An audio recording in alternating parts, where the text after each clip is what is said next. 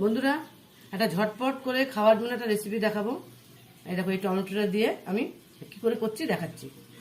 দেখো, টমেটোগুলোকে আমি অর্ধেক করে কেটে নিয়েছি। 4টে টমেটো দিয়েছি, 4টে রসুন। রসুন কিন্তু বেশি দেবে না, 4টে রসুন। আর তোমার ঝাল যেমন খাও তেমন দেবে। আমি এখানে 5-6টা শুকনো লঙ্কা নিয়েছি। এবার কি হয়ে গেছে, এবার আমি টমেটোগুলো কেটে নিয়েছি, এভাবে দিয়ে দেবো।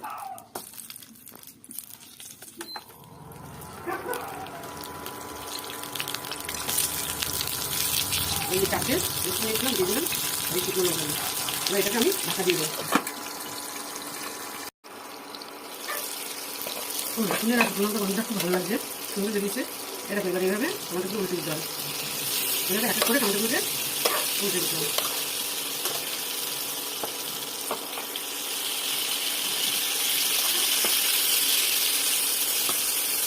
এই পিসটা ভাজা হয়ে গেছে, এরকম লঙ্কাগুলো ভাজা হয়ে গেল, রসুনটাও ভাজা হয়ে গেছে। এই পিসটা কিছু হোক। দেখো, আমার টমেটো হয়ে গেছে। এবার এইভাবে চোখাগুলো ফেলে দেবো। তোমরা যদি মনে করো যে না ফেলবো না, ফেলতে নাও পারো। আবার যদি মনে ফেলে দেবো, তাহলে ফেলে দেবে। এক এক করে কাট। পেঁয়াজ কুচানো, ধনে পাতা কুচানো, ভেজে রাখা লঙ্কাগুলো এবার সব একসঙ্গে মাখবো।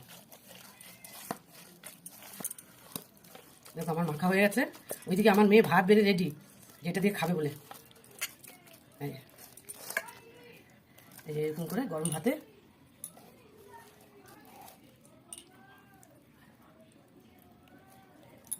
বন্ধুরা, এটা কিন্তু ঝটপট হয়েও যায় আর খেতেও খুব ভালো লাগে। এরকম গরম গরম ভাত দিয়ে দারুণ লাগে।